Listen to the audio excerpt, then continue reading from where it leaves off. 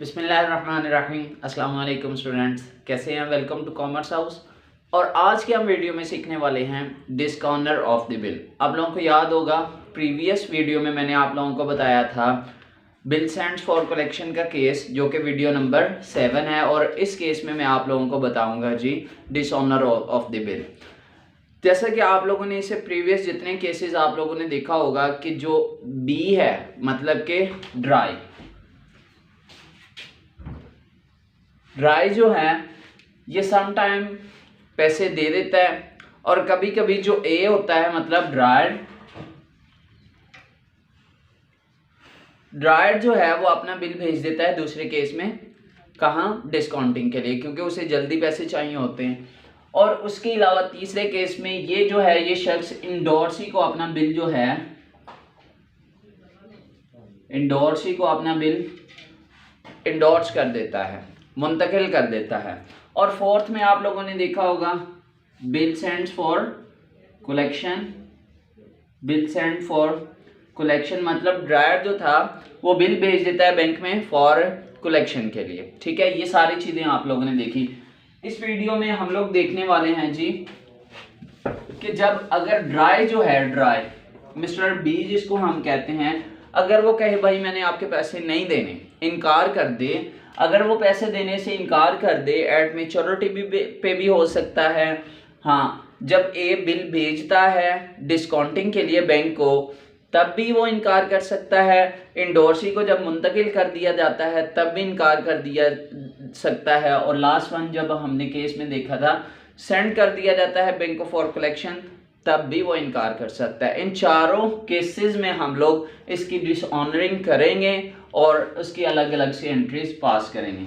सबसे पहले मैं आपको पहली जो थी एंट्री वो आपको दोबारा रिवाइज करवा दूं।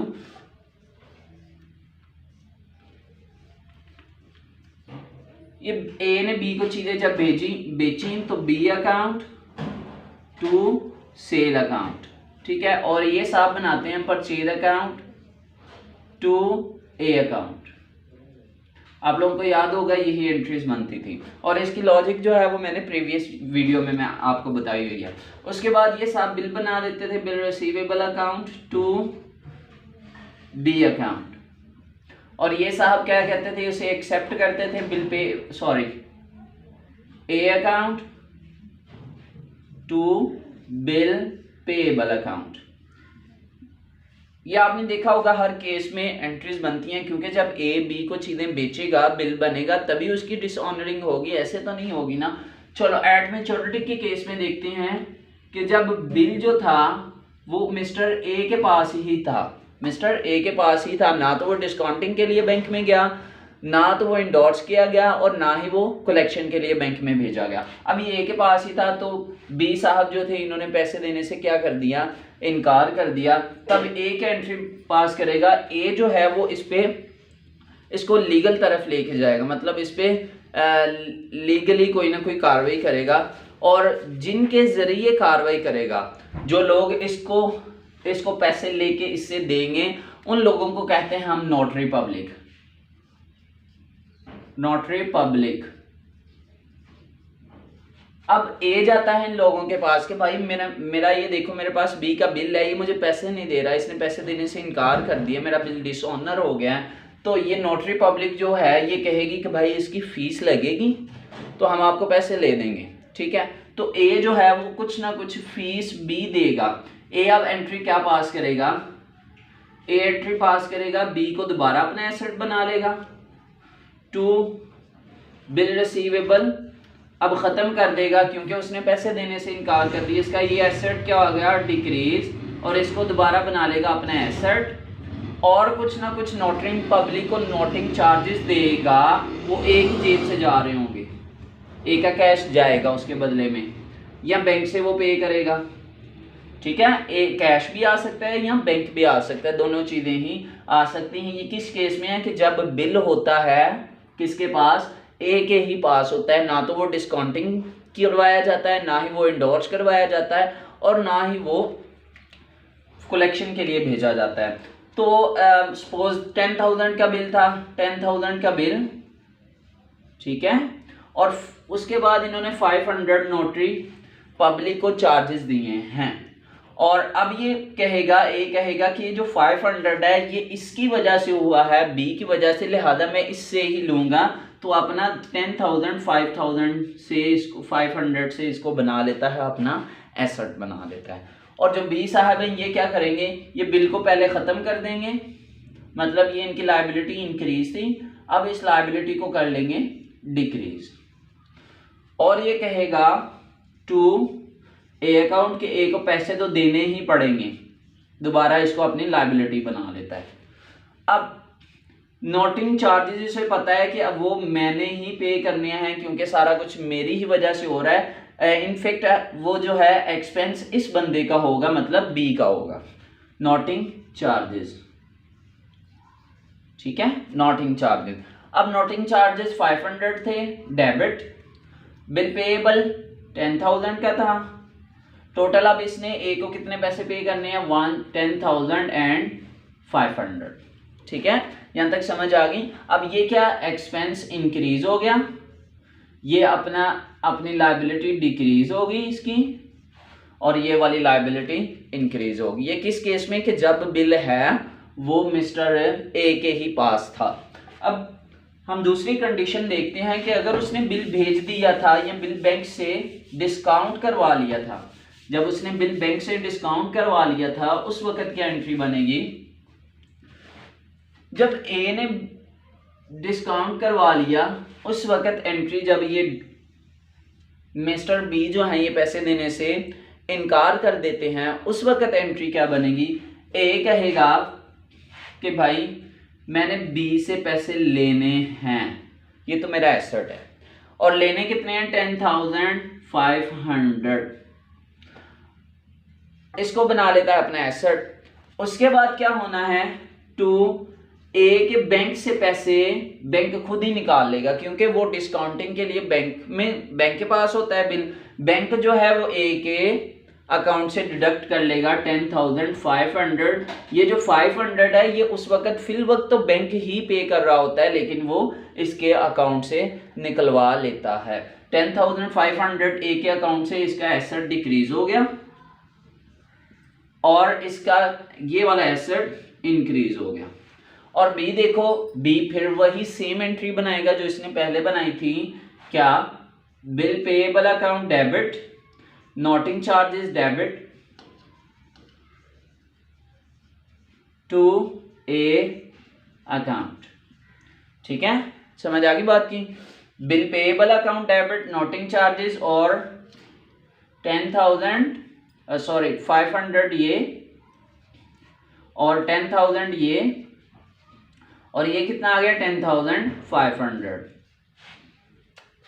और बिल्कुल वही वाली एंट्री, इसकी लॉजिक भी वही होगी। ये था हमारा केस नंबर सेकंड में कि जब बिल भेज दिया जाता है, बिल बैंक को भेज दिया जाता है, डिस्काउंटिंग करवा लिया जाता है, उस वक्त ये एंट्री बनती है।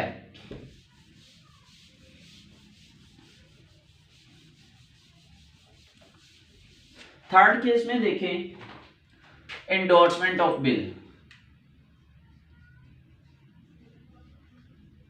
एंडोर्समेंट ऑफ बिल यानी कि ए जो है वो बी को सी को बिल भेज देता है, उस वक्त एंट्री क्या बनेगी, जब ए सी को बिल भेज देता है तो ए एंट्री पास करता है C account to bill receivable account, और जो मिस्टर सी होते हैं, सी बुक यहां पे मैं लिख देता हूं, ठीक है, जो मिस्टर सी होते हैं वो एंट्री पास करते हैं जी, मिस्टर सी जो है ये एंट्री पास करेंगे bill receivable account to A account. आप लोगों को याद होगा तीसरे केस में मैंने ये एंट्री समझाई थी, bill receivable account to A account.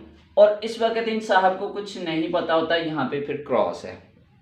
अब क्या होगा, जब डिसऑनर हो जाता है बिल, बी इनकार कर देता है पैसे देने से, तो ए जो है, ए क्या एंट्री पास करेगा, ए कहेगा कि बी मेरा एसेट है, बी से मैंने पैसे लेने हैं, टू सी मेरी लायबिलिटी है, सी को पैसे देने हैं, और ये बी मेरा एसेट इंक्रीज हो गया, ठीक है। वही इसकी अमाउंट मैं बाद में आपको बताता हूं। और सी जो है, सी एंट्री पास करेगा, सी कहेगा भाई जो तुमने मुझे बिल भेजा था वो तो किसी नाकाम का है, उस पर तो पैसे ही नहीं है, लिहाजा वो क्रेडिट, बिल रिसीवेबल क्रेडिट, ठीक है। और ए को अपना बना लेता है एसेट, सी के क्योंकि पैसे देने होते हैं इन्हें, A account to bill receivable account to noting charges, जो ये पे करेगा, सी अकाउंट उस वक्त पे करेगा जब इसके पास बिल होगा तब ये पे करेगा, तो ये लिख देगा कैश या बैंक के जरिए पे करेगा, ठीक है। 500 ये, 10,000 ये, और ये अब ए से लेगा 10,500, तो यहाँ भी यही एंट्री आ जाएगी, ये कहेगा मैंने 10,500 इसको देने हैं और इससे भी 10,500 लेने हैं। ये हमारा था जी केस नंबर 3 का सिनेरियो कि जिसमें इंडोर्स कर दिया जाता है बिल सी को और बाद में सी नोटिंग चार्जेस पे करता है जब ये पैसे देने से इनकार कर देता है, और फिर सी नोटिंग चार्जेस पे कर रहा होता है जो कि उसने फिर ए से लेने होते हैं। उसके बाद नेक्स्ट देखें, जब बिल सेंड कर दिया जाता है बैंक को कलेक्शन के लिए, उस वक्त क्या एंट्री बनेगी, bill send for collection. Bill send for collection के लिए जब चला जाता है तब ए जो है, तब सबसे पहले ए जो है जब बिल भेज देता है तब एंट्री पास करता है बिल सेंड्स फॉर कलेक्शन। ये मैं शॉर्ट फॉर्म लिख रहा हूं, आपने पूरा लिखना है। Bill sends for collection account to bill receivable account, ठीक है। और बी साहब कोई एंट्री नहीं पास कर रहे होते और सी का तो बिल्कुल ही कोई ताल्लुक नहीं होता इसमें।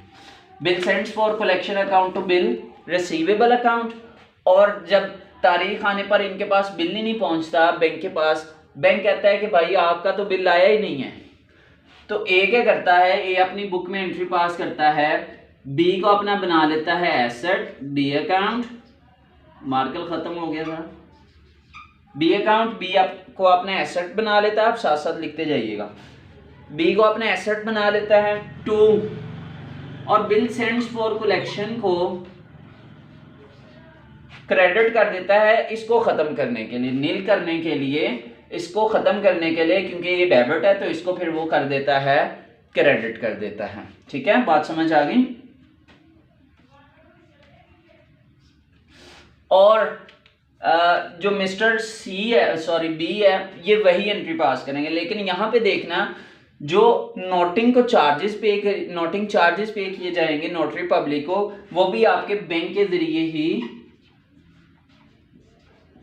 कट कर लिए जाते हैं या आपके बैंक के जरिए पे आउट हो रहे होते हैं नोटिंग चार्जेस।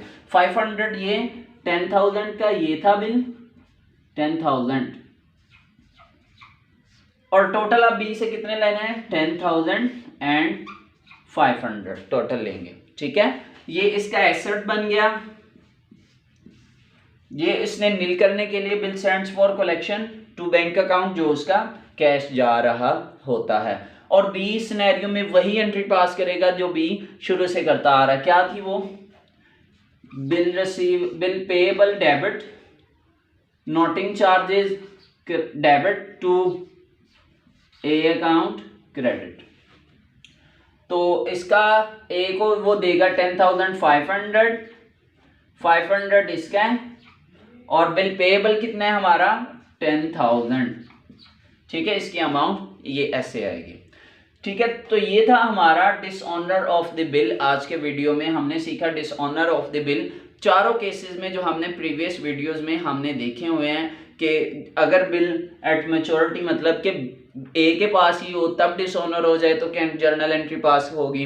अगर आप लोगों ने उसको लिखा नहीं है तो बेशक आप बैक जाके दोबारा उसका पॉज लेके आप उसकी एसएस ले सकते हो।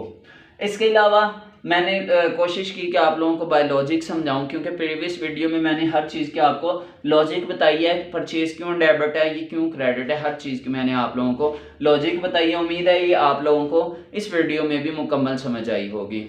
तो नेक्स्ट वीडियो में मैं आप लोगों के लिए इकोनॉमिक्स, कॉमर्स और अकाउंटिंग के हवाले से बहुत कुछ लेके आने वाला हूँ। तो आप लोगों से गुजारिश है आप लाजमी सब्सक्राइब करें कीजिए ताकि मेरी आने वाली वीडियो सबसे पहले आपको इसकी इंफॉर्मेशन हो।